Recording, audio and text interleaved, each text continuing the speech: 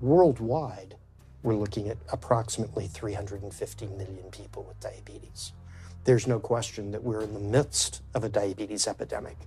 Right now, 1 in 3 Medicare dollars is spent in the care of people with diabetes. 1 in 10 total healthcare dollars is spent on people with diabetes. There's no question that this is a major problem. What in particular is the correlation with the diet and diabetes? I'm not going to get into that. Into diet? No.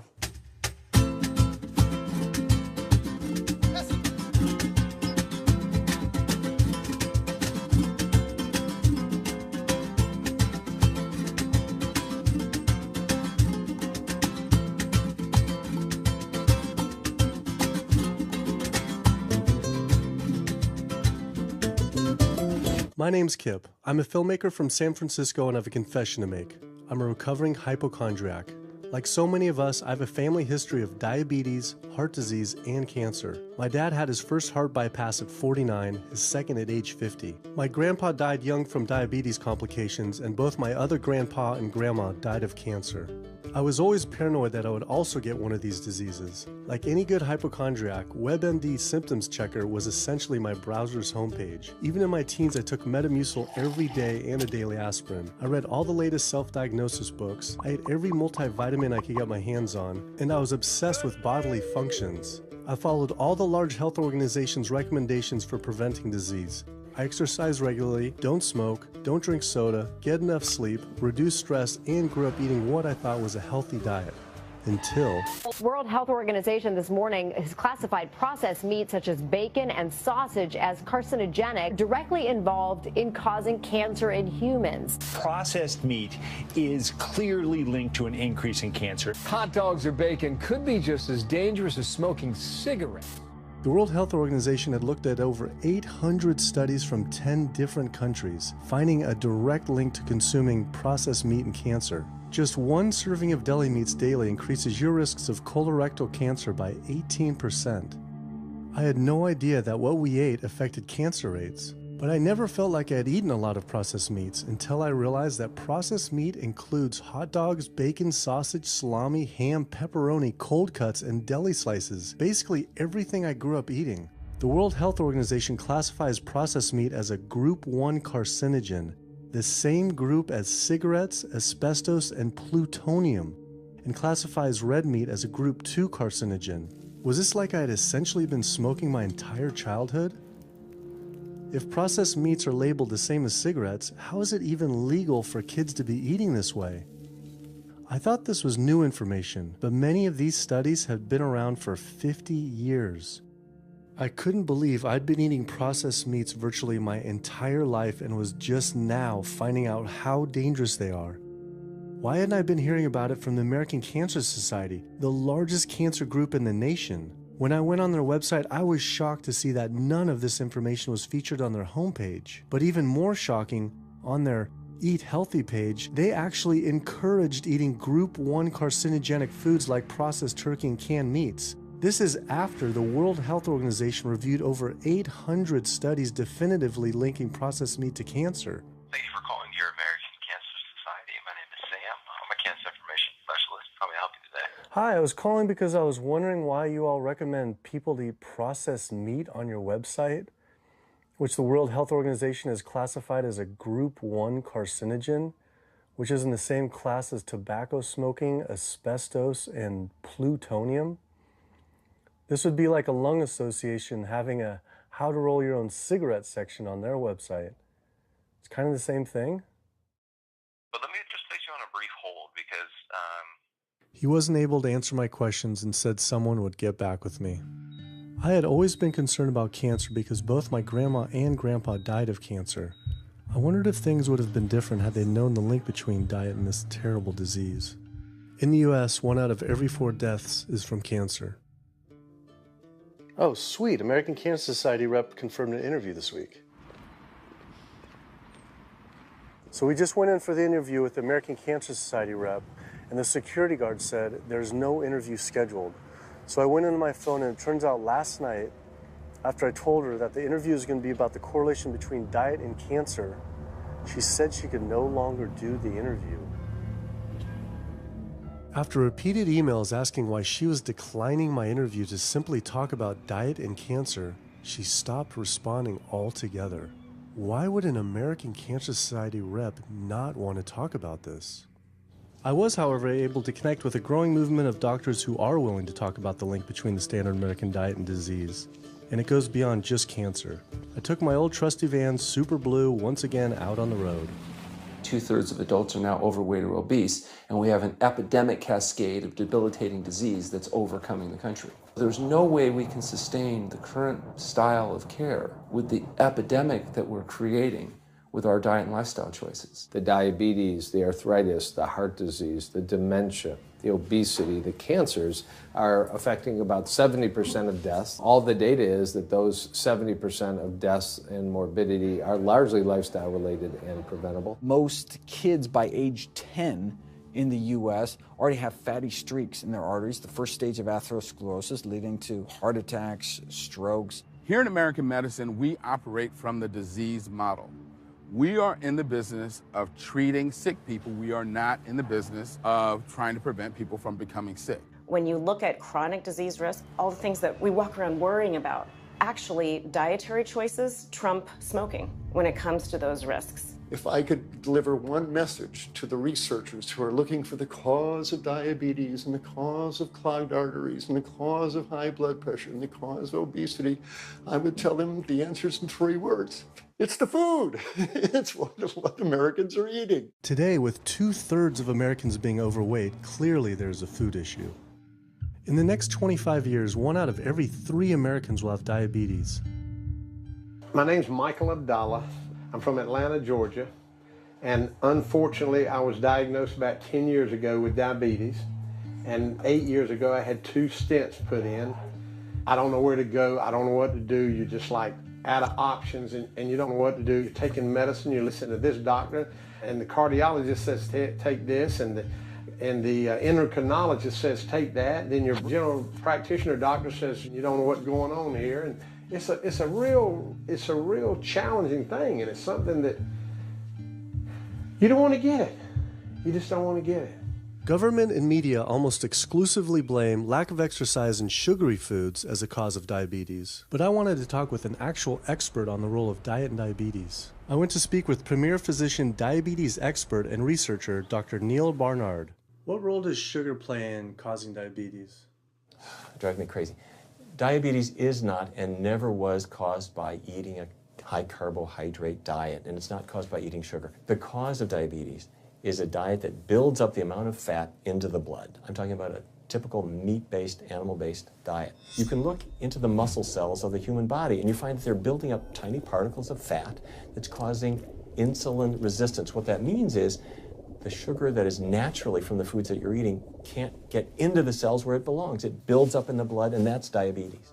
I had never heard that meat was associated with causing diabetes. We had always been told that sugar or obesity caused it. Renowned weight loss bariatric surgeon Dr. Garth Davis, though, agreed. Everyone thinks that you get diabetic because of carbs. They did a huge study in that EPIC study, 500,000 people.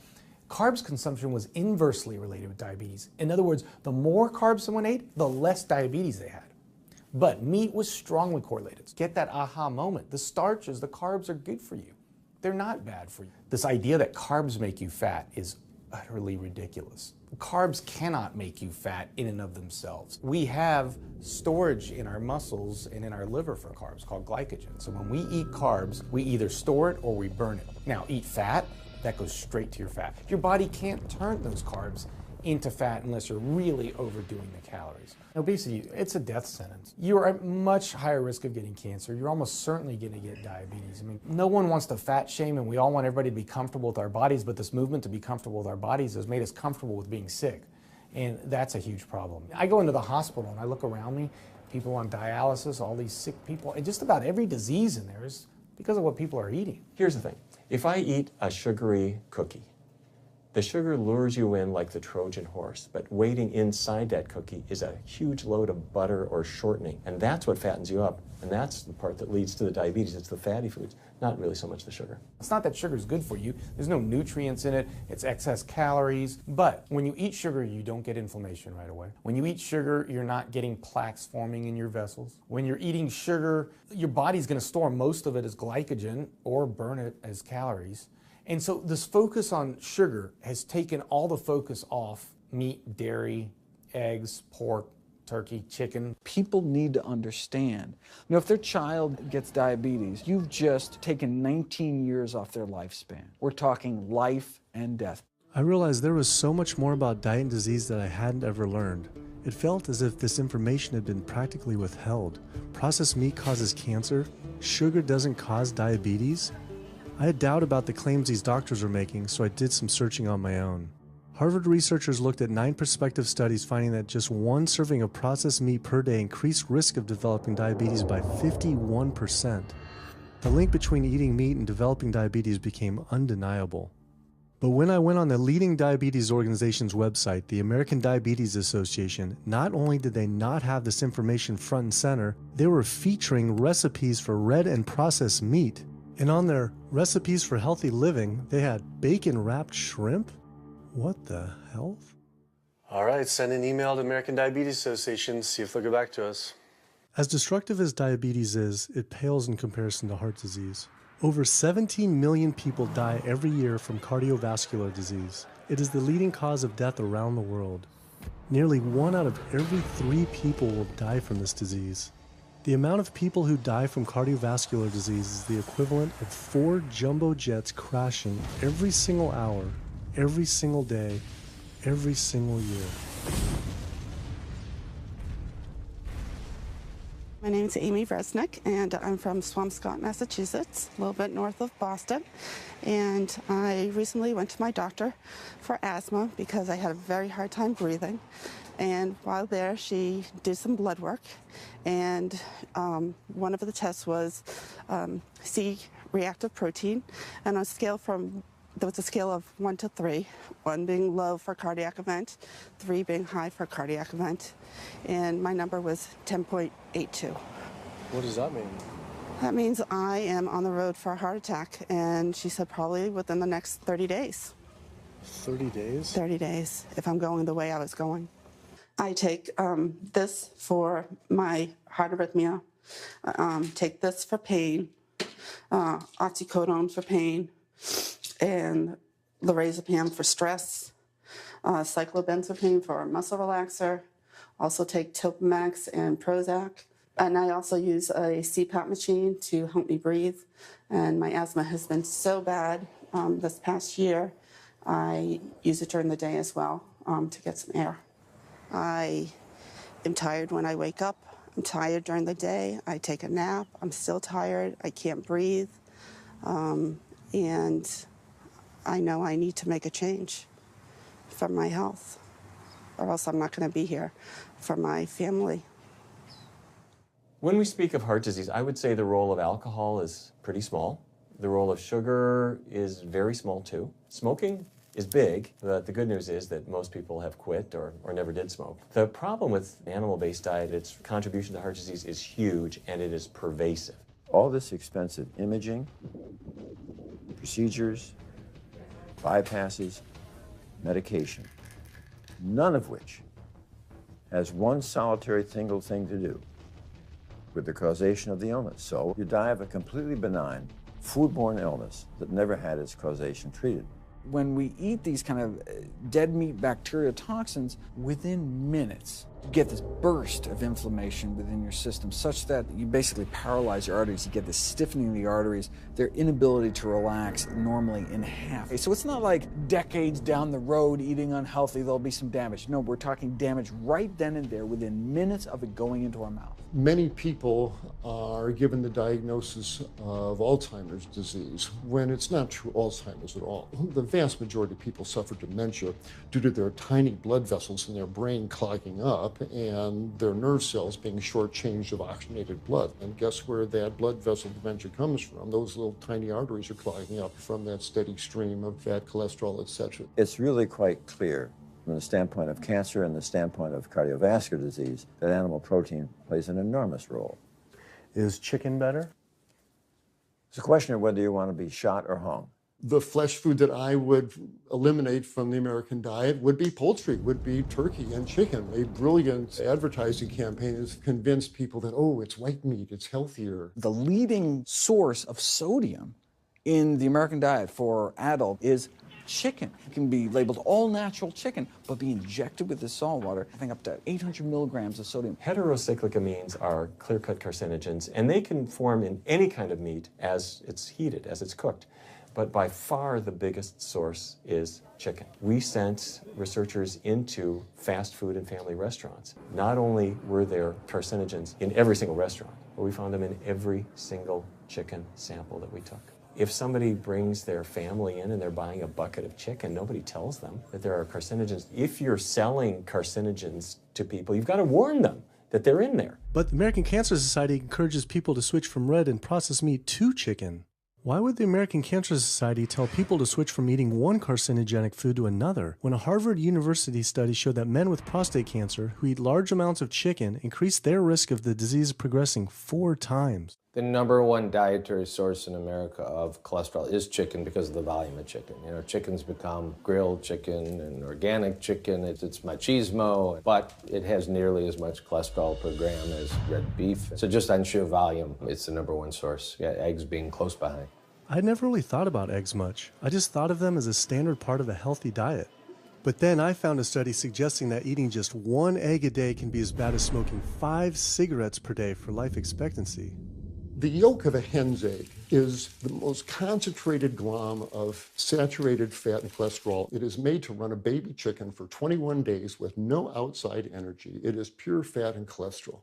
And when we put that into our bloodstream, it coats our red blood cells. Our blood gets thicker and more viscous. It changes our hormone levels. It raises our cholesterol levels. There's nothing healthy about eating the yolk of the egg.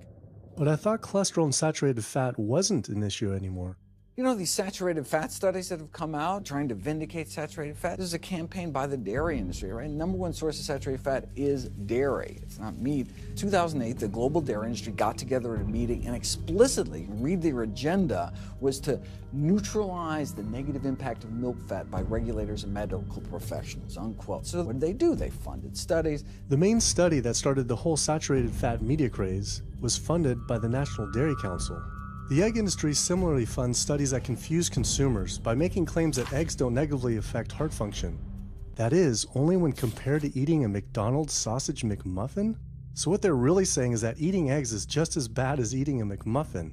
When you eat foods like beef or steak or a processed meat, a hot dog, you're not just getting saturated fat. You're also getting other additional toxins that are in that food. There's heme iron, carcinogens, processing chemicals. This is all a lot more complicated than just looking at saturated fat. You know, the strategy is not on making their products any safer. The strategy is to just try to confuse the public, to introduce doubt. You know, there's a famous tobacco industry memo. It's called Doubt is Our Product. That's all they had to do. They didn't have to convince Americans that smoking was healthy. They just had to introduce doubt. Then they would win. If there's just enough controversy, people kind of throw up their hands, I don't know what to eat. Confusion is their game. I really don't think people thought what they ate led to heart disease. They think, oh, it's genetic, my parents had it. And I don't think people really think that what they ate led to diabetes. I think, oh, my parents had it, I was going to get it. And certainly cancer, they don't think that way. People have bad lifestyles that they've inherited environmentally. They've been exposed to a certain way of eating and living that they've carried on into their adulthood, passed on to their children. That is why they go on to develop the same diseases that their parents and grandparents may have had before them. But it is not inevitable. Even if you have a genetic predisposition, doesn't mean it's going to necessarily manifest. And what determines whether it manifests or not may be those epigenetic variables, the things that you can control, the environmental factors, the dietary factors, the lifestyle factors. So we can actually change the expression of genes, tumor-suppressing genes, tumor-activating genes, by what we eat, what we put into our body. So, you know, even if you've been dealt a bad genetic deck, you can still reshuffle it with diet. I had always thought that I would develop heart disease at a young age because both my dad and grandpa had heart attacks. I was taught that they were genetic, but their heart attacks probably had less to do with genes and more to do with their diets high in meat. That's why when I went on the American Heart Association's Heart Healthy Recipes page, I could not believe they had an entire section on beef recipes. This was just like the American Cancer Society encouraging eating Group 1 carcinogens on their site. Meatloaf, pork loin, steak on your recipe list? Are you kidding me? It's like this menu is trying to give people heart attacks. Your website, we noticed Heart Healthy Recipes, and we were kind of bewildered by why there's a bunch of recipes on, a whole section on beef recipes, and there's also a section on egg recipes when there's such a strong link between beef, red meat, and heart disease. I honestly don't know because I don't do that, I guess. That's not what I do. Another organization rep that wasn't able to answer my questions, but he said that he'd have someone get in touch shortly. I was, however, able to talk to the president of the American College of Cardiology, Dr. Kim Williams. So the American College of Cardiology is a 47,000 member and growing organization with a dedicated mission to reduce heart disease and to improve patients' lives. And if you look at the incidence of hypertension and diabetes and mortality in men, they actually get reduced as you go higher and higher in terms of how much you restrict animal products. What about fish? So fish is a little different. You've got the 4 worries, which is PCBs, mercury, saturated fat, and cholesterol. And the cholesterol is all over the place. You can hit tuna in water, that'll be almost less than a glass of milk, to salmon or tilapia, which is higher than a pork chop. If you look objectively at fish, what you find is they've become essentially mercury sponges. And that's why in many parts of the country they warn you, don't have more than so many of these fish a week because it's getting too much mercury can kill you. Fish are eaten by bigger fish who are eaten by bigger fish, and these pesticides and herbicides bioaccumulate in the fish flesh. And these big fish, including the salmon, which people think is the healthiest fish, truth is the amount of pesticides and herbicides in the flesh of these fish are shocking, and they have estrogenic and cancer-promoting properties in them. They'll say, well, but don't sardines have less concentration of toxic waste product than other ones? Something being less toxic doesn't make it healthy. It just makes it less toxic. Farmed fish is by no means healthier. All the antibiotics that these animals have to be fed, similar to chickens and turkeys kept in confinement. These fish get infections. They get fungal infections. They get bacterial infections. You've got to feed them antifungals, antibiotics, and these substances accumulate in the fish flesh as well. I always knew that pollution was bad for our health, but I had never thought about the environmental pollutants affecting food.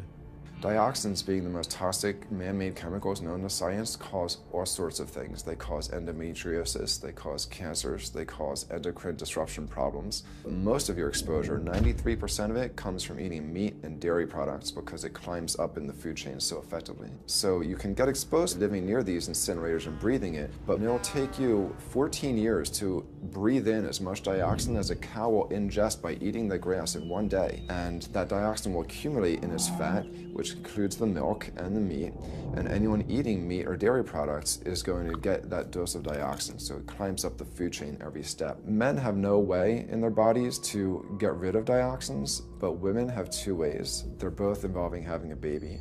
One is that dioxin crosses the placenta into the growing infant, and the other is that it comes out from the breast milk. So if you have a meat and dairy consuming mother breastfeeding that infant, then the highest impacts of toxic exposure like mercury and dioxins will go to that infant. Pregnant women are told, oh, certain types of fish should be avoided. But what about all these other animal products which are introducing, imagine as the fetus is developing, introducing these very harmful toxins which create reproductive abnormalities, developmental problems, and hormonal issues right as the child is developing, the most critical stage of development. It does make you worry when people say, don't you want to have a little bit of milk because you're pregnant? Don't you want to have some fish because you're pregnant? Who do you think is going to get the chemicals that are in that? All these environmental toxins and toxins from the feed that they're being fed accumulate in their tissues and are released into the mother and unfortunately to the child when you eat these products when you're pregnant. So this includes antibiotics, hormones, steroids in animal feed. Commercial animals are largely fed GMO corn and soy, which are very laden in pesticides. PCBs have been banned since the 70s, but they persist in the environment. Dioxins, all of these compounds can create hormonal, reproductive, developmental damage as well. Eating organic beef, poultry, pork, or fish will not help you avoid contaminants like mercury, like dioxins, like strontium-90, because they fall out over all sorts of farm fields and water bodies, and they don't skip over the organic fields. And so really the contaminants are coming in regardless of how these animals are raised. I had always been concerned about the possible health impacts of GMOs, but then found out that most of the world's GMO crops are actually consumed by livestock, with dairy cows consuming the most per animal. This fact, with everything I'd learned about bioaccumulation, made dairy terrifying, especially considering how much cheese I ate in my life. Cheese is an amazing product when you think about it. It's probably one of the single best foods at compromising health that you're going to actually feed to people. Think about it. You've got an animal product, so you've got all the issues of biological concentration. You have a highly processed food product, and not only does it have naturally a lot of saturated fat, but you put a lot of salt into it. There's a strong link between dairy foods and autoimmune diseases, and so that can show itself up as excessive production of mucus and exacerbation of asthma in kids who are prone to that, and even adults. And also there's an association between dairy foods and multiple sclerosis and type 1 diabetes, which is an autoimmune disease, and other rheumatologic problems. Cow's milk is baby calf growth fluid. That's what the stuff is. There's absolutely no child or human on earth who actually needs the milk of a cow any more than they need the milk of a giraffe or a mouse. Most people in the world are lactose intolerant. I mean, that's the normal state of affairs. Why would your body create this enzyme to digest lactose after weaning, after infancy? It doesn't make any sense. 73% of African Americans are lactose intolerant, 95% of Asians, roughly 70% of Native Americans, and about 53% of Hispanic Americans are lactose intolerant. Our government is encouraging Americans of color to eat foods that it knows is going to make them ill. Ultimately, what that boils down to is the government is telling me as an African American to eat food that's going to make me ill for no health benefit so that it will benefit dairy farmers as a form of institutionalized racism. Yeah, milk is a risky food for human consumption. As a pediatrician, I see on a daily basis children suffering from conditions that are linked or associated to dairy consumption, such as eczema, acne, constipation, acid reflux, iron deficiency, anemia. Cow's milk protein is the most allergenic food. People say, well, no, I want hormone-free, not injected with bovine growth hormone. But milk is this hormonal fluid, so it's just packed with sex hormones and natural sex steroid hormones like estrogen, progesterone. In fact, doesn't matter if it's conventional milk, doesn't matter if it's organic milk. Milk without hormones, that's an oxymoron. Organic dairy has just as much saturated fat and cholesterol and galactose and all the things that you don't want as conventional dairy. Dairy products in general have a lot of other products associated with it, not the least of which is pus. I mean, they actually have laws limiting how much pus you can actually have in a milk and still sell it. I believe it's like 750,000 pus cells per cc. Because, I mean, you wouldn't want too much pus and it would be like pure pus. People might object. In fact, you could think of cheese as kind of coagulated cow pus, if you would. But I was always told that we need milk for strong bones. I'm Jane Chapman, and not too long ago, finally got some x-rays of the hips and back. Severe bilateral osteoarthritis of the hips. And actually, I'm scheduled for 2 hip replacements. That's bone on bone. It's the grinding of the joints. My stability is scary. I hold on to the walls if I'm at home. I've been told to use a walker. I'm only 61. This is not how you're supposed to live when you're this old. I have a really hard time believing that that's all that's left.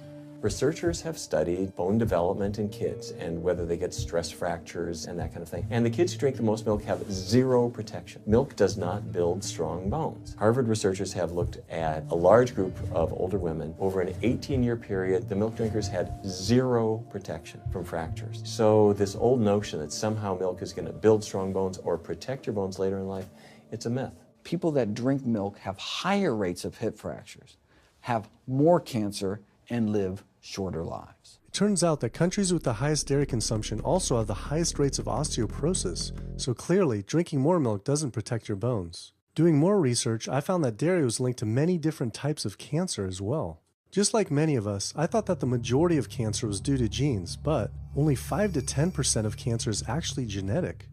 Any cancer is caused by a DNA mutation, but that's not enough. So that can cause that first cancer cell, but one cancer cell never killed anyone. 2 cancer cells never killed anyone. But 1 billion cancer cells, now we're running into problems. So we need to reduce the growth factors in our body, like IGF-1. Insulin-like growth factor 1 is this cancer-promoting growth hormone involved in every stage of cancer cell growth and spread and metastases. Any animal protein boosts the level of IGF-1. Dairy products increases your risk for various forms of cancer, especially those related to your hormones. So breast cancer, prostate cancer, ovarian cancer. So this is not a product, even in its most pure state, you want to be consuming because it does come with risk. I found out that dairy can increase a man's chance of getting prostate cancer by 34%. And for women who've had breast cancer, just 1 serving of whole dairy a day can increase their chance of dying from the disease 49%, and dying from anything 64%. Why weren't breast cancer sites like Susan G. Komen warning everyone about this?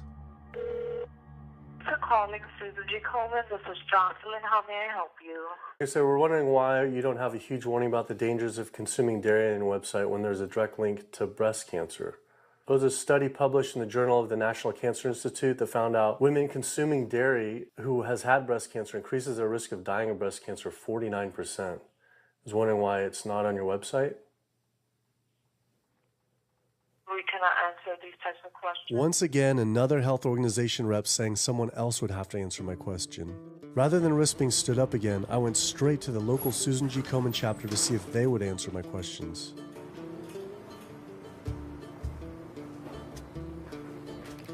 They didn't want to answer my questions in person either, and told us to stop filming, but promised they would connect me to the national office directly.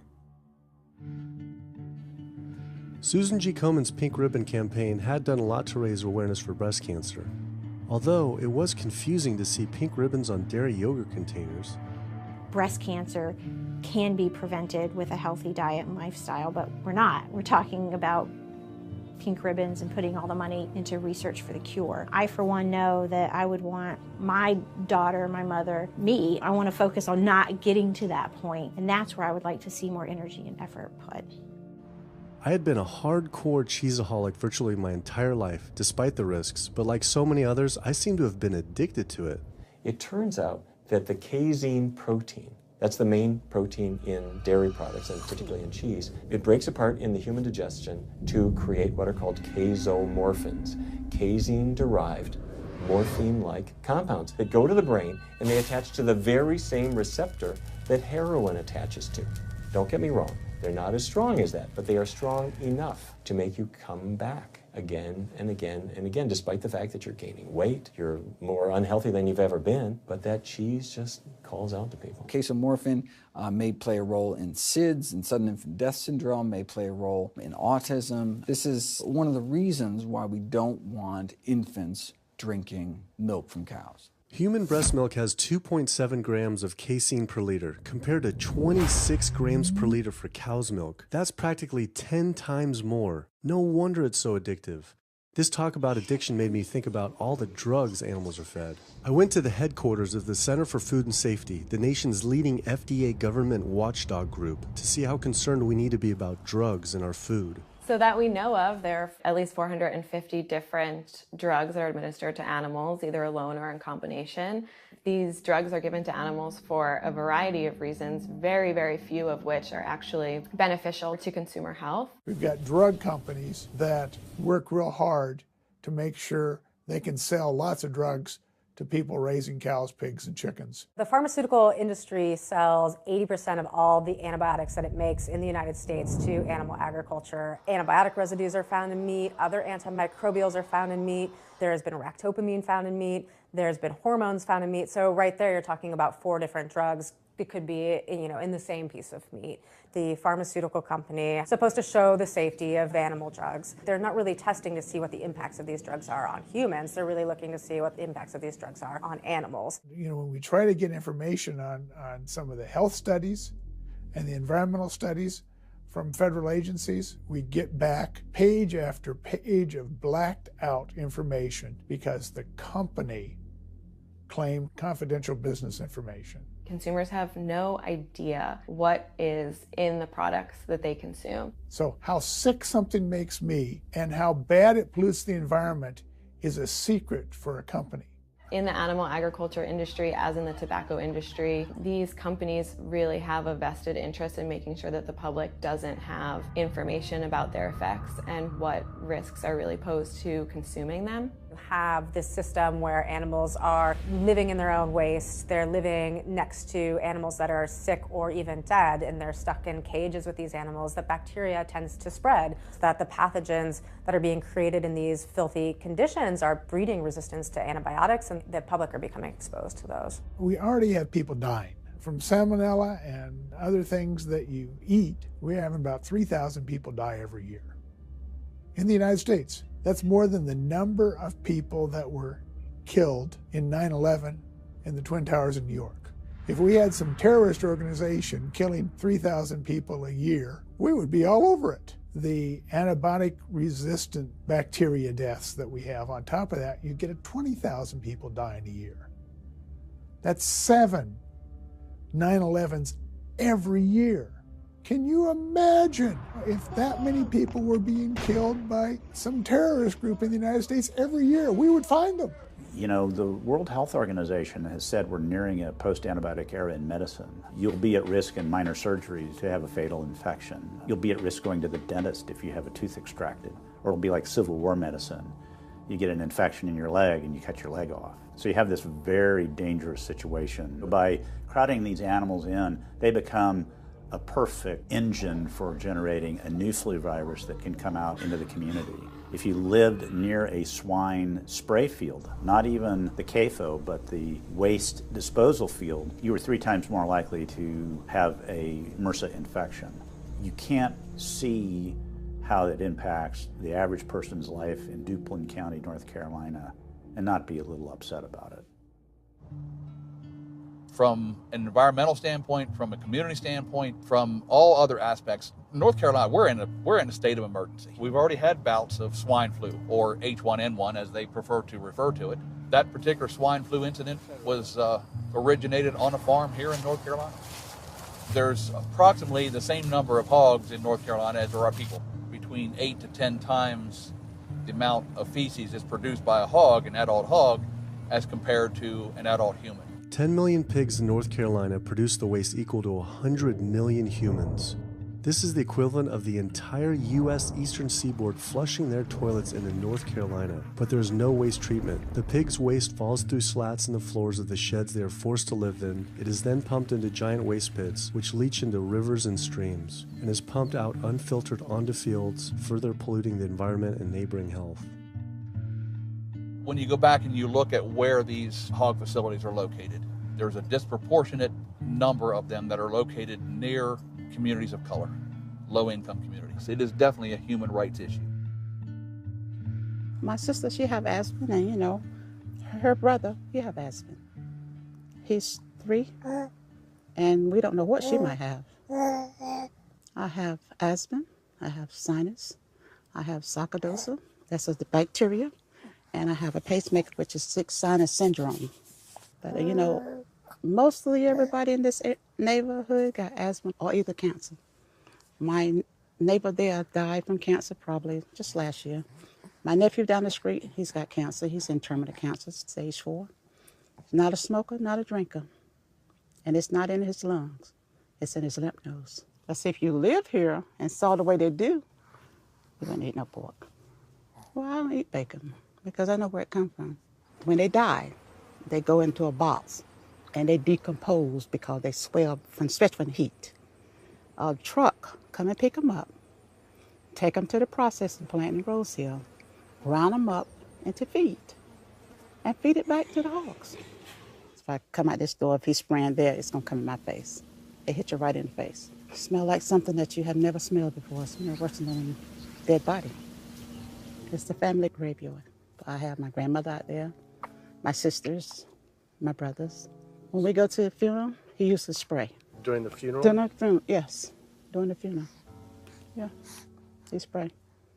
And when the people come, everybody be closing their nose up, saying how it stank. They can want to have a cookout on Sunday, he'll spray. Do you think he does it on purpose? I think so, because he just sprays Sunday. He always sprays Sunday. And in most of these area, hog houses and turkey house is in the black area or the Hispanic area. It's either or. Do you think it's also a civil rights issue? Yes. Yes, I do. Yes, I do.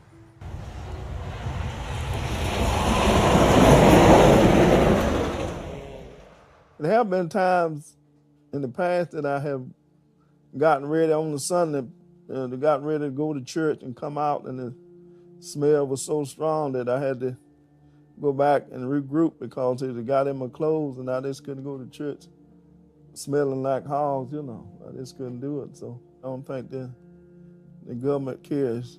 They care more about cooperation than do people, individuals.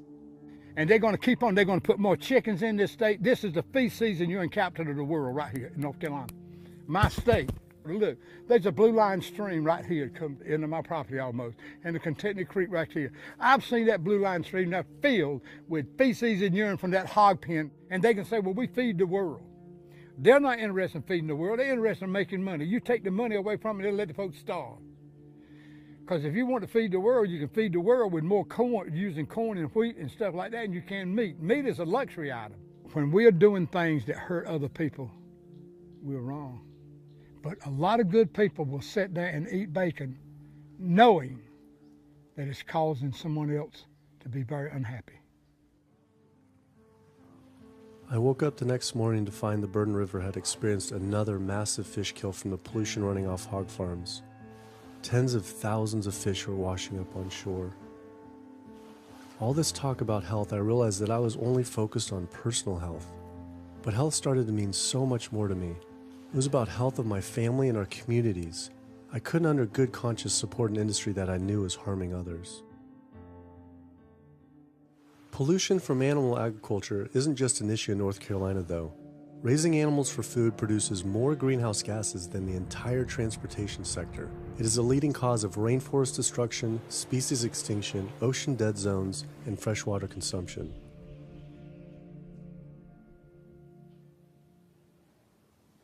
American Diabetes Association actually finally got back and they agreed to an interview. Preparing for their American Diabetes Association interview, I took a look at their diabetes diet and meal plan recommendations, and they were loaded with foods associated with causing diabetes. How could they expect people not to get diabetes if this was the food they were recommending? And then I saw multiple peer-reviewed studies published on the National Institute of Health website showing that a low-fat, plant-based diet was more than twice as powerful at controlling and even reversing diabetes than the ADA recommended diet that included meat and dairy. Well, the mission of the American Diabetes Association is to identify a prevention and a cure for diabetes, but in the meantime, to improve the lives of all people who are affected by diabetes. And what's the best way to prevent this? For type 2 diabetes, it's unclear. We can't prevent type 2 diabetes in everybody. When we're doing the research, we came across a lot of studies that said that you actually could potentially cure or reverse diabetes with a purely plant-based diet. I don't believe there's sufficient evidence to demonstrate that. How does it compare to the ADA diet that you recommend? We don't recommend a specific diet. We recommend healthy eating. The one that's on the website. We recommend healthy eating. Do you have a whole list of exact day-to-day, the meal plan, the whole meal plan? All they are selections of foods to consider. We do not have a diabetes diet. But with that selections, that you consider that plan compared to a plant-based plan? No one's done that study.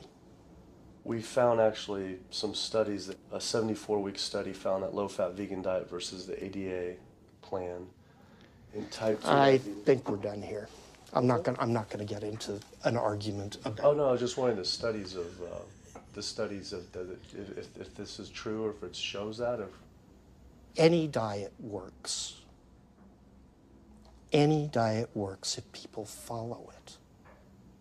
But if it's a diet that's not the proper diet, like if anyone follows a diet that they eat I can't tell you what a proper diet is. I can tell you what an improper diet is. So then we can talk about the good diets. I'm not sure why. I'm not going to get into that. Into diet? No. Why not? If that's where you want to go with this, I'm sorry, I'm not the person that you should be talking to. And why is that, though? If that's what you want to get into, I'm not the person you need to be talking to. Who do we talk to about diet? You can talk to anybody you want. But that's interesting, though. Why not recommend a diet? Because the data don't exist to support it. But if we see data that we looked up that supports it with, like, you know, the NIH, in Europe, the European Association of Diet. We're done. I'm sorry. I'm not going to get into that argument with you. No, it's not an argument. I'm not going to get into the argument. Why is it an argument? It's just talking about in European study of diabetes and other places that have studies why. There are lots of studies. Why is it even an argument? There are lots of studies in the literature, many of which have never been replicated or, frankly, are wrong. That's why we do peer review, okay? The European Association of Study of Diabetes has been peer reviewed? I don't know what study you're referring to, and in the absence of being able to see that study, I'm not going to comment. I could show it to you. I'm sorry, I don't have the time for that. I just don't understand why it's an argument, though. Okay.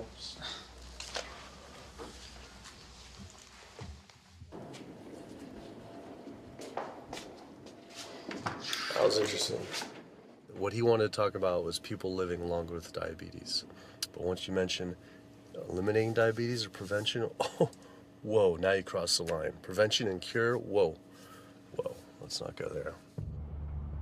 Not only did Dr. Ratner, the chief medical officer of the American Diabetes Association, not want to talk about diet, but the fact that he had such an emotional reaction to my question made it feel I was digging into something that he didn't want uncovered. I had always thought there was no prevention for type 1 diabetes, but then I did research and came across countless studies referencing the link between exposure to dairy at a young age and type 1 diabetes. I mean, this is a food made for baby cows. Cow milk protein gets into the bloodstream, and the body says, hey, this isn't supposed to be in the bloodstream. It makes antibodies to the cow milk protein, which then attack the pancreas and destroy the pancreas. How is this possible that ADA wouldn't have this forefront on their website? Why wouldn't they be warning all parents about this, even if there were only a slight chance? Why were they recommending people to actually eat these foods linked to diabetes? It seemed all of the large health organizations were encouraging people to eat the very foods linked to the diseases they're supposed to be fighting against. American Heart Association promoting beef, American Cancer Society promoting processed meat, pink ribbons on dairy products, and bacon-wrapped shrimp on American Diabetes Association. And then it all came together. What if?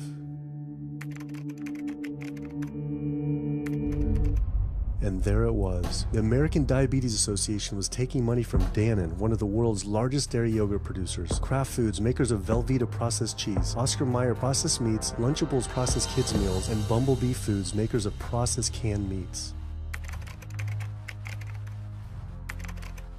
American Cancer Society was taking money from Tyson, one of the world's largest meat producers, and Yum Brand, owner of Pizza Hut, KFC, and Taco Bell. Susan G. Komen was supposed to be fighting breast cancer, was corporate partnering with KFC, Dietz Watson Processed Meats, and Yoplait Yogurt. And the American Heart Association was probably the most disturbing of all, taking hundreds of thousands of dollars from the beef industry, poultry, and dairy producers, and millions from fast food and processed food manufacturers.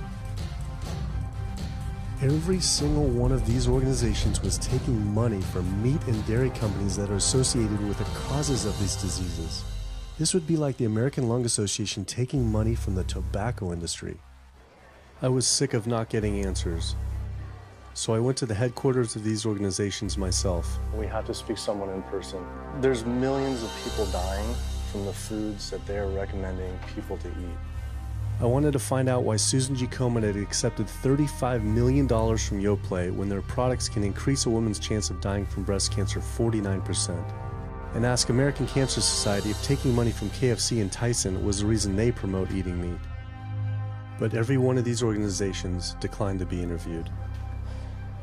What's really sad is that we cannot trust information from these leading health organizations like the American Heart Association, the American Diabetes Association, because they are taking money from the very industries who are causing the problems that they're supposed to be helping to prevent. So that makes the truth something that you are not going to be hearing, as far as nutrition goes, from these organizations. Well, that would be the end of their funding, that would be the end of their jobs, that would be lawsuits, they would bring the entire catastrophe down upon their heads, and they would essentially disappear as organizations. This one time I got invited to a charity fundraiser for the American Diabetes Association. And I showed up, and they had a whole buffet, and it was all just animal products. I remember like a big thing of barbecue chicken.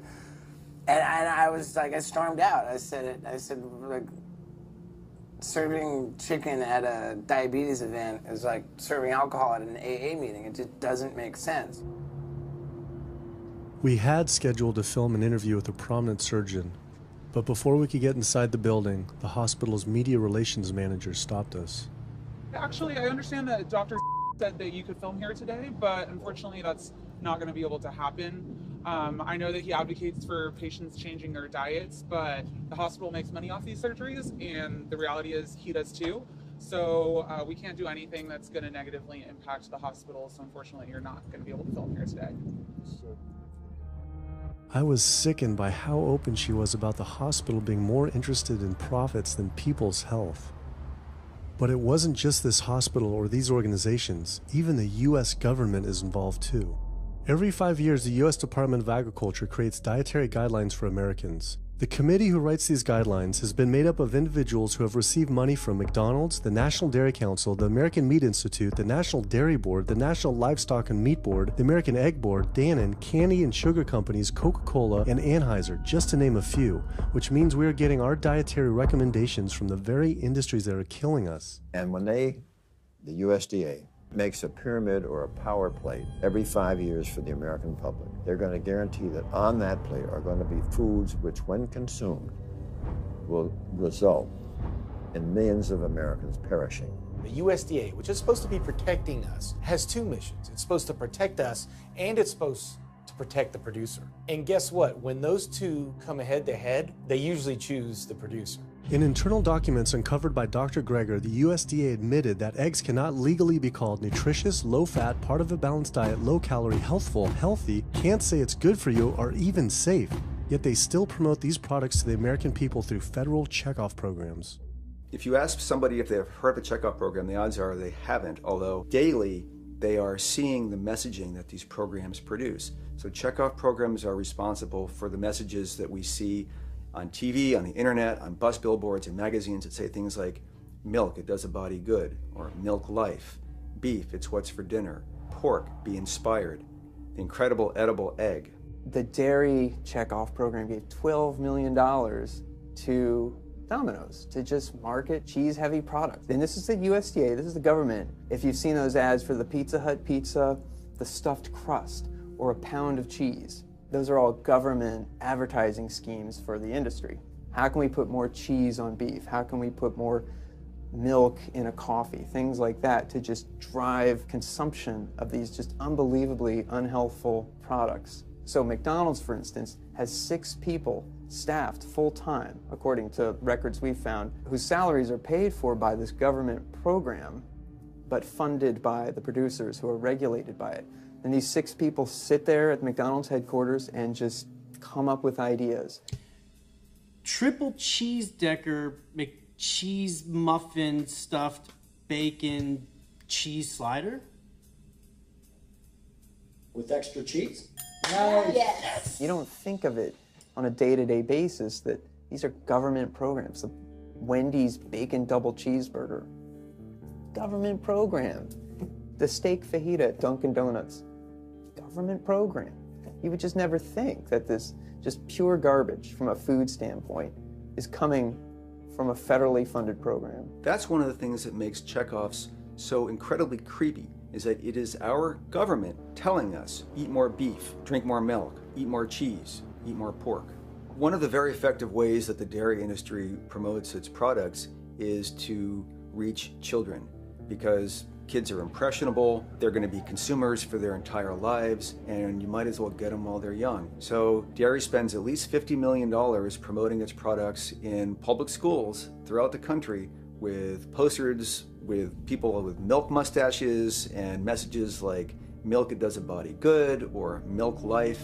Targeting young people, right? The tobacco industry had to keep replacing their customers who are dying with new customers. The meat industry knows they have to target young people. That's why we have these foods in schools and marketing messages at a younger and younger age for kids to get hooked on all the wrong kinds of foods. So there's all kinds of parallels. School districts where processed meats are all over the place. Maybe it's going to be bacon on the menu, sausage, hot dogs, or pepperoni pizza. Any of those things are processed meats, and those are pretty much the worst of the worst with a direct link to colon cancer. And yet you have every day in the schools meal items with processed meats. If the Surgeon General puts warning labels on tobacco because of their cancer risk, why aren't the same warning labels on meat?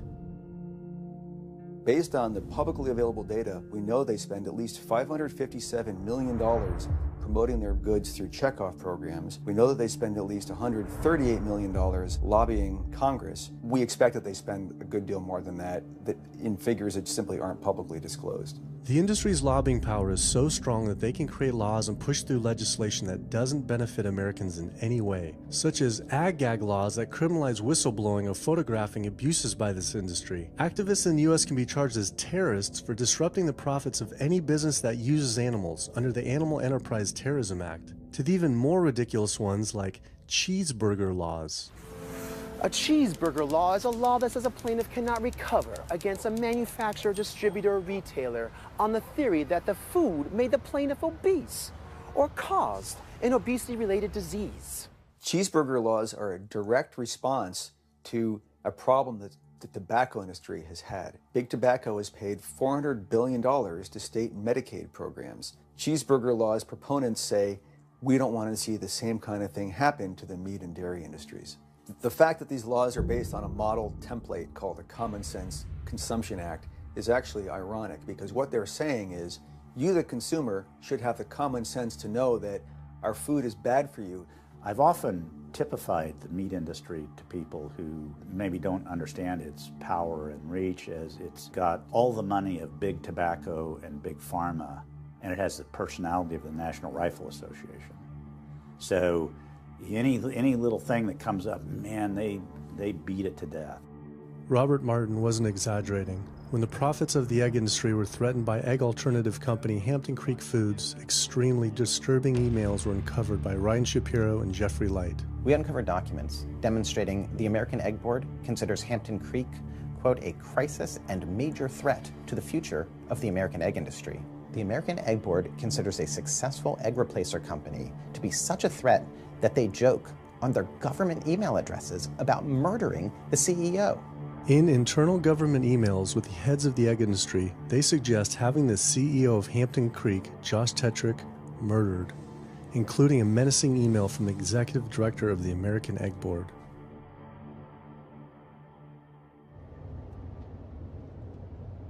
The meat producers don't have to pay for the heart disease or the environmental destruction or any of the other externalities, as economists call them, that their products cause. You know, then there's the whole pharmaceutical aspect of it, and the fact that there's a very strong pharmaceutical industry and lobby that has a huge stake in preserving the status quo. And these chronic diseases, these are the cash cows of the pharmaceutical industry. You have a $5 billion stent industry. Do they ever want to see that go away? We've got a $35 billion statin drug industry. Do they ever want to see that go away? I'm talking about the pharmaceutical industry effectively controls what doctors are told. Most research isn't put into prevention, it's put into the medication that we might use for that particular disease.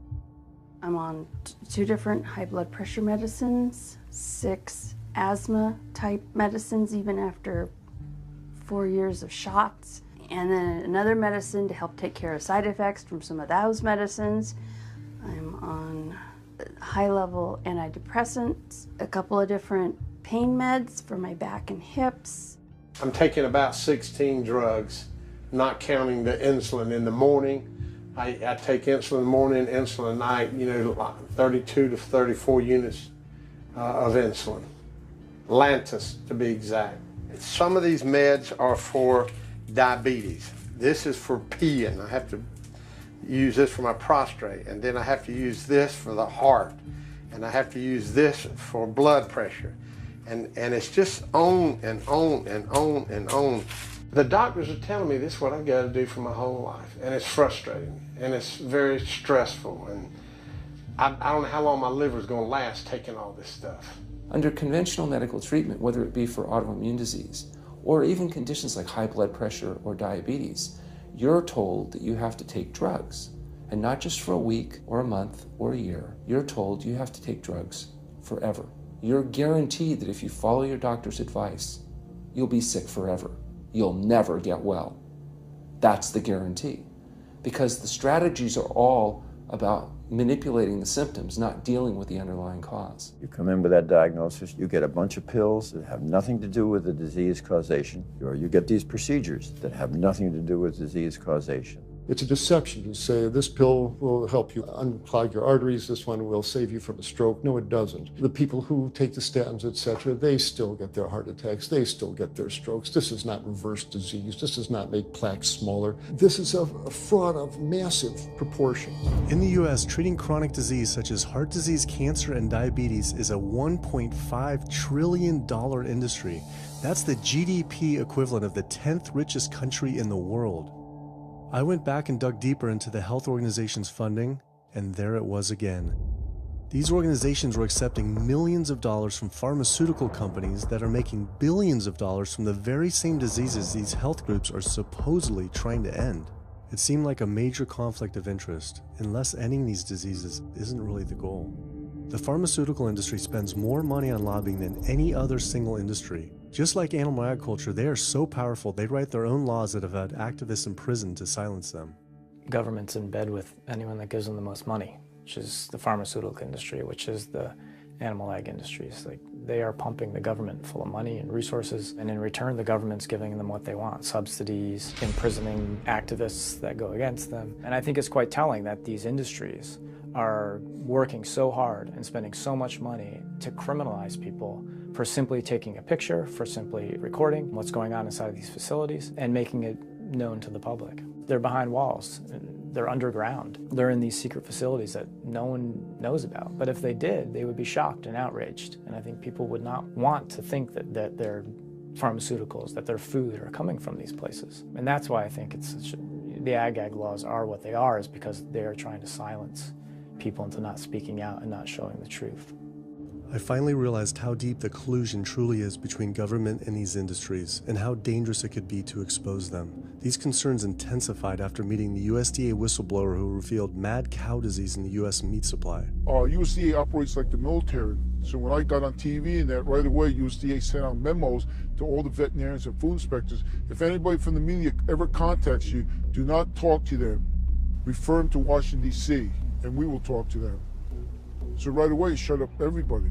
American public should be very concerned about this, what's going on with USDA. Here in the United States, we have at least 4 cases of mad cow disease, but I'm almost positive there's more cases than that, but the government isn't looking for it. So what you're saying is that there could be already mad cow disease in humans. Right, and I think a lot of it was misdiagnosed. With the Alzheimer's or dementia, it takes several years, you see the progression, but to make it easier, these doctors just sign off on it as dementia or Alzheimer's without actually taking a biopsy of the brain to see if it's that, or is it actually a prion disease like Creutzfeldt-Jakob disease or mad cow disease. Do you think it's safe to eat meat? I personally don't think it's safe to eat it because of the fact how the line speeds are increasing, and also our inspectors are not well trained enough. At the present time, the line speed now is going about 220 cows an hour. That gives you about somewhere around 4 cows per minute, so that's 15 seconds per cow.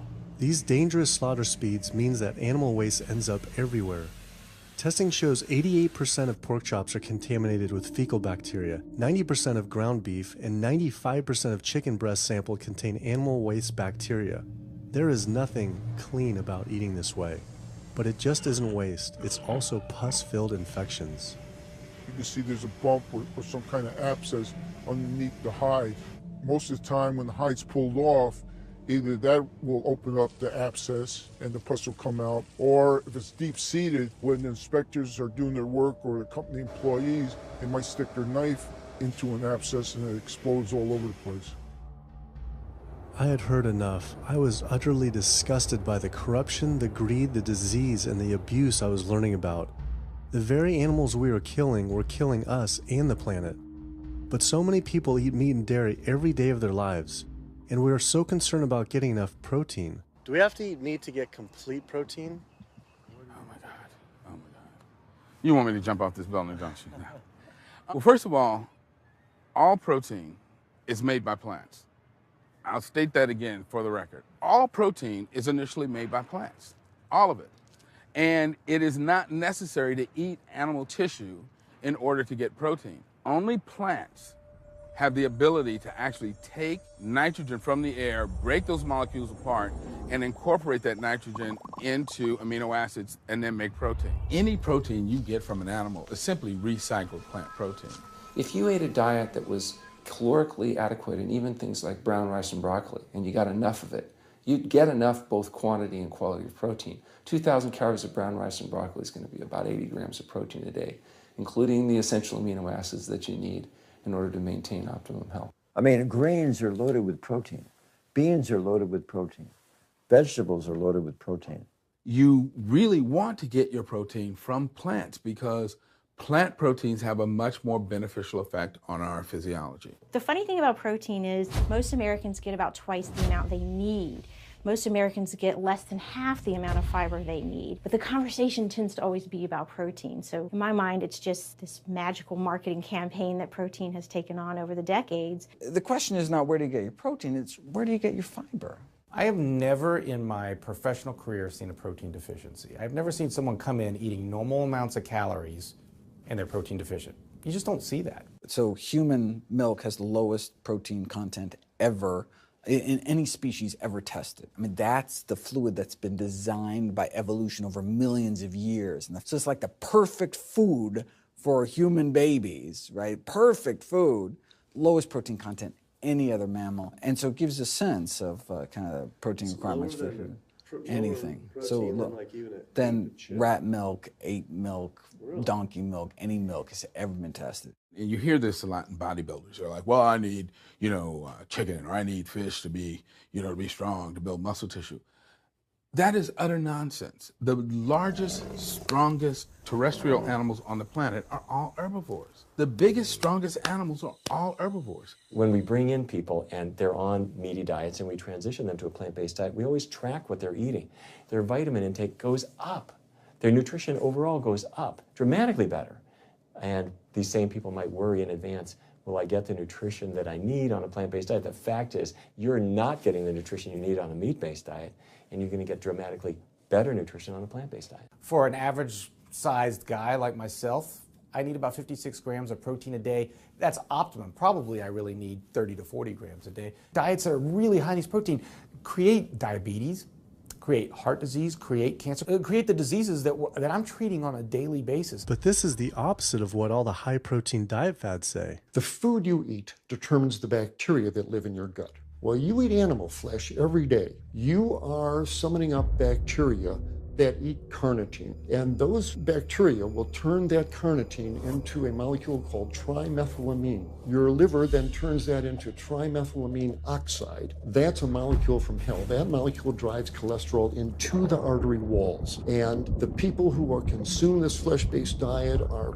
contributing to plaque building up. They may lose weight on this diet, and that's good. But what's happening inside your arteries, paleo friends? What's happening is that plaque is building up, and these are the folks who dropped dead at the gym at 39. Boy, he was lean and he looked really good. But where is that cholesterol going? It's going into your artery walls. So I believe these paleo folks are setting themselves up for an epidemic of clogged arteries, colon cancers, autoimmune diseases. This is not a healthy diet. We are not carnivorous apes. Humans' closest living relatives are chimps, who get 97% of their calories from plants and the remaining 3% mostly from insects. Comparing the anatomy of true omnivores like bears, who eat both meat and plants, to frugivores like primates, who eat almost exclusively plants, the differences are pretty clear. Frugivore teeth have flat molars for chewing plants, where omnivore teeth are serrated for stabbing and tearing flesh. Frugivore jaws can move forward and back and side to side. Omnivore jaws cannot. Omnivores have much stronger stomach acid for digesting meat compared to less acidic stomach acid of frugivores. The intestines of frugivores is 9 times their body length compared to 3 times for omnivores. This is because meat will putrefy in the gut unless it is moved through quickly. If humans were indeed true omnivores, we would need to change our physiology and appearance quite a lot. But we fit every requirement of a frugivore. We may behave like omnivores, but anatomically, we're frugivores. Human beings, unlike bears and raccoons, and to some extent dogs, don't have that mixed anatomy and physiology that you see in the true omnivores, and thus we are not true omnivores. In humans, the canines have become really small and rounded and actually function like accessory incisors. They're utterly useless for ripping and tearing anything other than an envelope. So the idea that the mere presence of the canine somehow means that we're supposed to eat meat is silly. He was right. I always thought my canines were for meat, but what kind of animal could I actually kill and eat raw with these tiny teeth? The thought alone was disgusting. I mean, everybody loves a smoothie made with fruit and even some vegetables, but if you think about putting a fish or a piece of beef in a blender and grinding it up, the thought is absolutely repulsive. All these diseases I had learned about were from eating a diet our body wasn't designed for. What would happen if we started eating a diet our body actually was designed for? The data is crystal clear that you can stop and reverse heart disease with plant-based diets. Scientifically shown, I've seen it in my own patients. People who adopt low-fat plant-based diets can actually reverse their heart disease, and that literally means watching the plaque start to go away, something they didn't think could happen.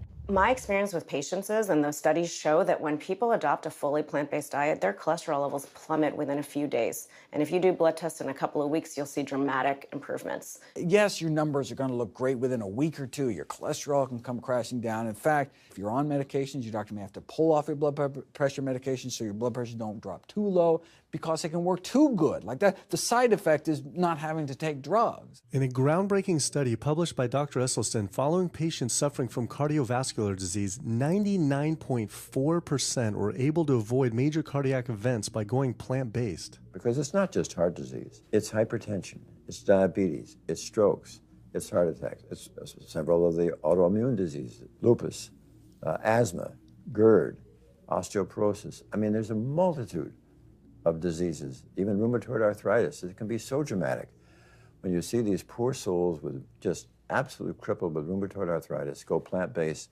then they come off their medication. I wanted to follow up with Jane Chapman, who had been suffering from severe osteoarthritis, and I could not believe what I saw after only a few weeks of fasting and changing her diet. So it's so amazing to see like this only a few weeks later. I know. From going from the walker, needing wheelchair assistance at the airport, to strolling down the street, enjoying the fresh air, the sunshine. 2 weeks. It's all it took, 2 weeks to get off all the meds and start to feel the inflammation just kind of drain out of the body, where the movement was much easier. Just a lot of healing occurred very, very rapidly just by doing the right things for your body. When you're treating diseases with drugs, you know, there's one drug you take for cholesterol, a different class of drugs you take for high blood pressure, different class of drugs you take for diabetes. But with diet, a plant-based diet affects all these diseases, one diet to kind of rule them all. The impacts of eating this way go far beyond ourselves. By getting rid of heart disease alone, we would save up to $48 trillion in the USA, 3 times the US GDP. Conditions like high blood pressure, you don't have to take the drugs the rest of your life and be sick forever. What you can do is live in such a way that it gives the body a chance to heal itself. We took 174 consecutive patients with high blood pressure, and 174 people were able to lower their blood pressure enough to eliminate the need for medication. For inflammatory bowel disease like Crohn's, the best remission rates ever achieved through plant-based diet. MS, multiple sclerosis, the best results ever achieved compared to any medical, surgical, any kind of intervention was a plant-based diet. You can see that with every sequential reduction in animal products, people live longer, they have less heart disease, they have less cancer, they have less diabetes. You can actually take human cancer cells, put them in a petri dish, and you can drip the blood of those eating vegan, get about 72% suppression in human prostate cancer cell growth in vitro. They wanted to try this again with women and breast cancer. So they said, let's see what a plant-based diet can do. After just 2 weeks, their bodies cleaned up. You drop their blood on the same carpet of cancer cells. You can clear off the whole plate. This is after just 2 weeks eating healthy, which raises the question, what kind of blood do we want in our bodies? My background is in industrial and systems engineering, and that was my career path for a long time until I got thyroid cancer, and everything changed from there.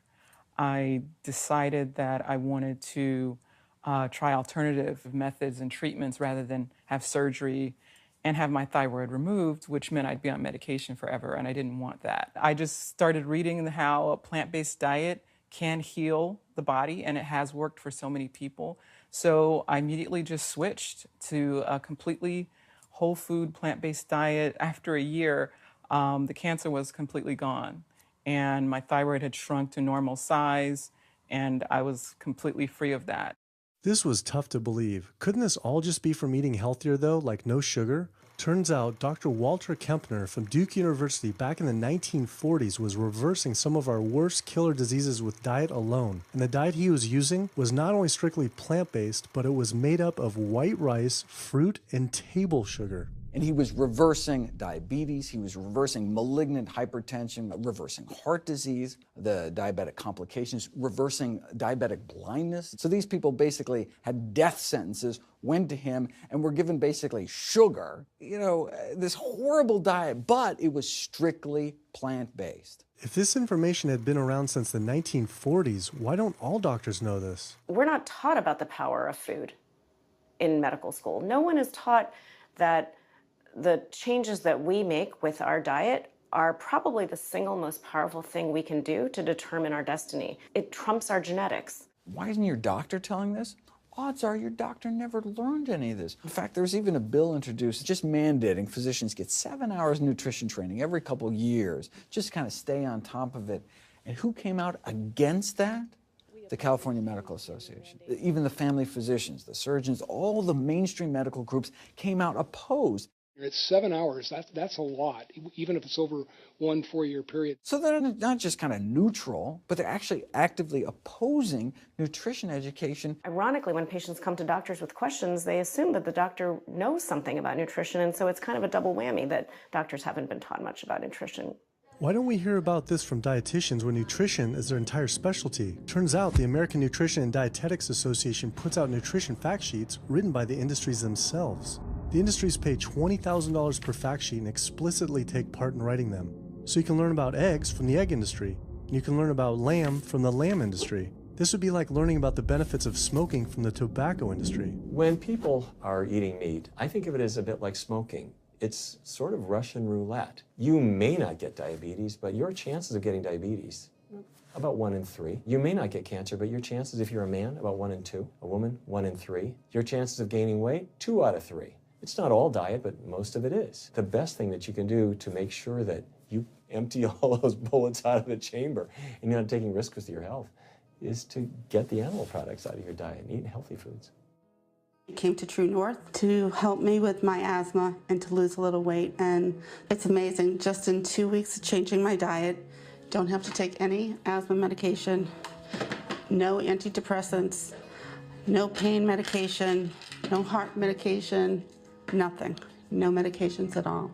And it's just incredible. I was taking Oxy and Advil, and I was taking 800 milligrams of Motrin 3 times a day just to get through the day because I was in so much pain.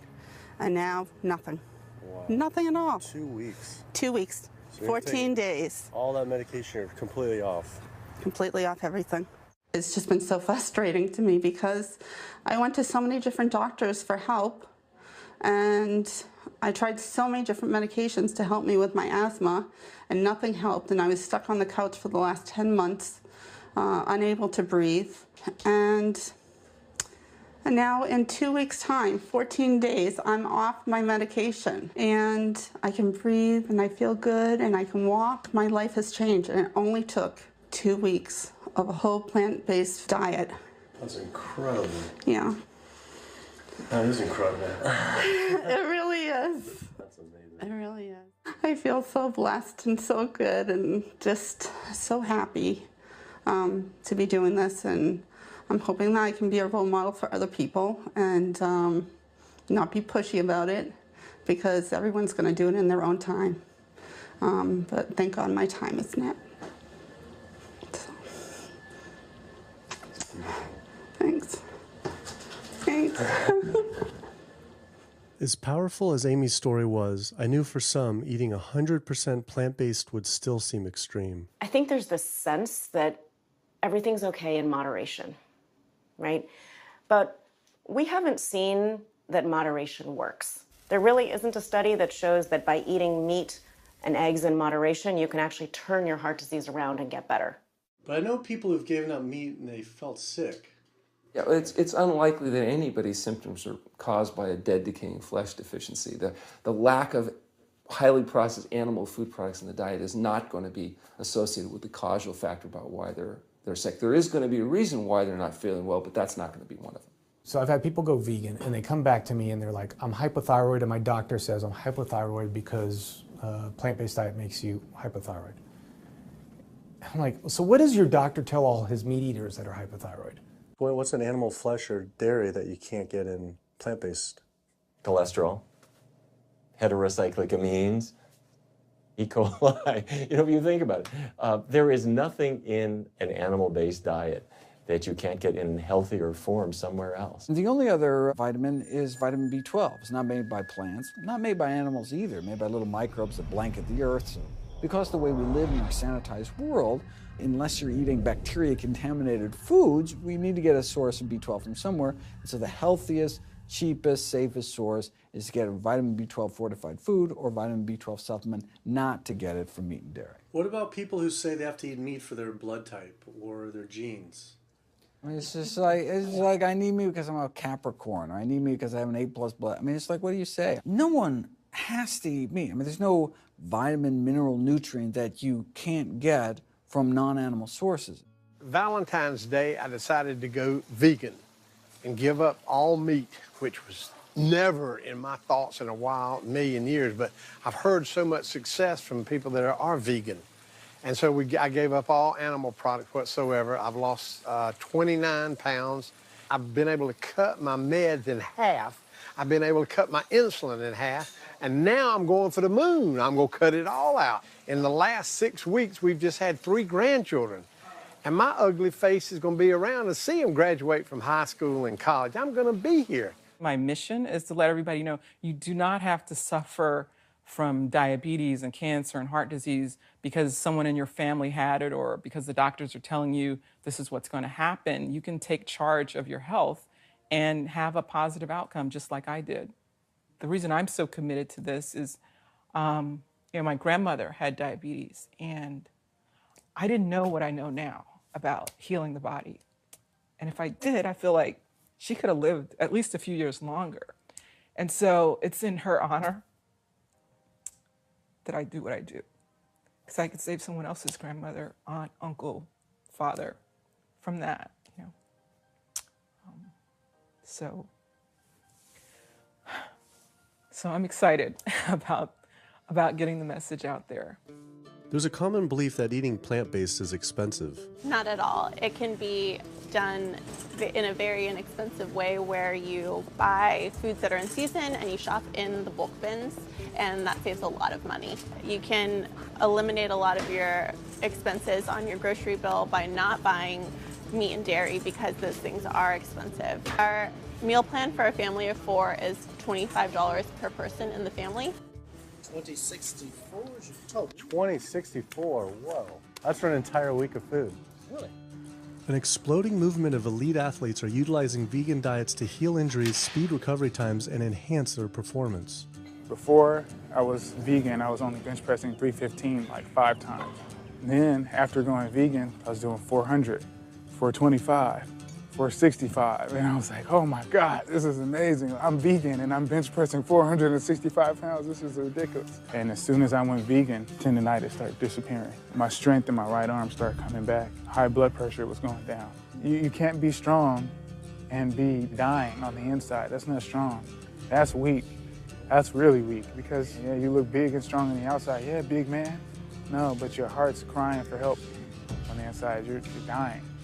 I'm a professional parkour athlete, a two-time world freerunning champion, and more recently I got into Ninja Warrior where I'm captain of Team Europe as we won USA versus the world. For something like Ninja Warrior and parkour specifically, you really need to have a good strength to body weight ratio. So I was carrying mass that I really didn't need. And when I went vegan, I lost 15, 20 pounds. I was more agile, I was more efficient, more stamina in my body. Just that extra bit of pop that I didn't have before, it just gave me that extra strength. So this is a very vibrant way to live. It can enhance you as an athlete. For me, 100% better athlete than I was before. It unlocked a whole new chapter of my training. The science is there, the health is there, the athletes are there proving that you don't need to eat dead animals to be strong, to be healthy. I started working out when I was 47 years old. All the muscles you see, I gained as vegan. I gained 15 pounds of muscles on my body, eating all plant-based vegan foods. All the aches and pains in my body, it just went away. Because I'm not ingesting so many inflaming foods, the acidic foods that animal products are. Gorillas, rhinos, and elephants, they all get their muscles and strength from eating plants. That's what I do. I travel all around the world for my surfing, and I've always been able to eat vegan. I feel like if you want something, you can make it happen. I just don't make any excuses. I would never not be vegan now that I know all the benefits and now that I know how it feels to be vegan. Every aspect of my life has been improved by adopting this lifestyle. I feel better, I perform better athletically, I sleep better, my energy with my kids is better, my focus at work is better, everything is better. My skin cleared up, kept myself trim for 9 years now doing this. All I can tell you is that I felt and I continue to feel better than I ever felt before. My friend Jason Lester and I were the first people to do this challenge called Epic 5, which entailed doing 5 Ironmans on 5 Hawaiian islands in under a week. An Ironman is a 2.4-mile swim followed by a 112-mile bike and then running a marathon, 26.2 miles after that. So we did 5 of those in a row on 5 different islands in a little under a week. Yeah. You almost die? Yeah. Where'd Did you you die? So I guess the famous question, where did you get your protein in there? From plants. Like so many people, I was looking for excuses not to change my diet. But once I finally did, I felt liberated. Within days, I could feel the blood running through my veins with a new vitality. Within weeks, I felt a transformation throughout my entire body and mind. Not only could I survive on a purely plant-based vegan diet, I could thrive. I felt amazing. I competed in my first marathon in 6 years, training half the amount and beat my personal record by 23 minutes. Less than a month later, I did my first full Ironman. Although I could possibly get away with eating a little bit of meat and dairy without ill effects to my personal health, I could no longer willingly support an industry I knew was causing so much suffering to communities, families, and all life on the planet. A whole new world opened up. I felt whole again, connected to a greater sense of what true health is, and where true health doesn't end with me, but begins with us. If people adopted a plant-based diet, the changes we would see in our individual health, in our national health situation, and in this physical environmental world we live in would be so profound. I mean, today, you can say, I'm not going to eat that stuff anymore. It's one thing that I can do myself personally to make a difference. It will give you a greater sense of well-being and happiness when you know that, one, you're not destroying your health every time you sit down to eat, you're not promoting cruelty, and you're not damaging the earth. I don't want my gains to be at the detriment of the planet of other things. And yet I'm not weaker, I'm stronger. That's the beauty of it. When you're altruistic, when you make choices for the greater good of others, it comes around, benefits me as well. It benefits us all. Studies show that we can not only survive, but we can thrive. I just feel this is a great way to live, not harming other beings when we can be healthy and happier. I love it. It's a great life. I never thought that I could feel this good at this age, and I just want everybody to feel this way. I feel like a 20-year-old. I'm almost 50. Nothing tastes as good as healthy feels, basically. And so the choices that we make every single day, day in and day out, around our food, has the capacity to bring us true health and optimal wellness, not just individually, but collectively, as a species and for our planet. We're not going to live forever, but while we are alive, we can live well. And for me as a doctor, that's what I want to see. Where there's a will, there is a way. And I believe that.